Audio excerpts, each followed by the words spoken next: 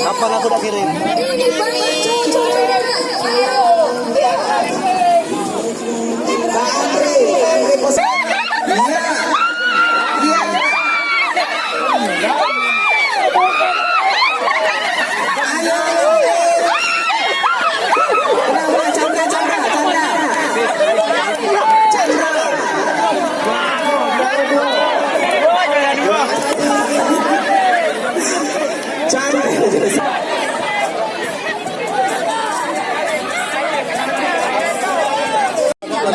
Dalam rangka apa? Kegiatan itu dalam rangka Agustus maupun ke 17 Agustus telah dilaksanakan.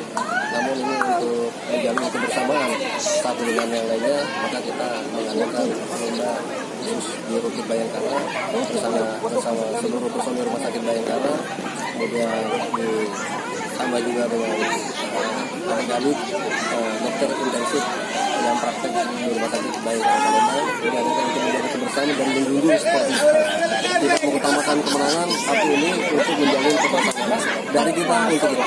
Lomba yang diadakan apa saja nih Pak? Lomba yang diadakan ada lomba balap karung, kemudian ada tarik tambang, kemudian ada lomba tepung, kemudian nanti ada lomba rakyat juga.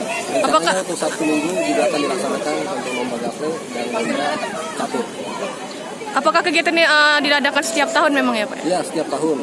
Kalau tahun lalu juga alhamdulillah bisa terlaksana, dan tahun ini insya Allah juga akan terlaksana dengan lancar dan sukses.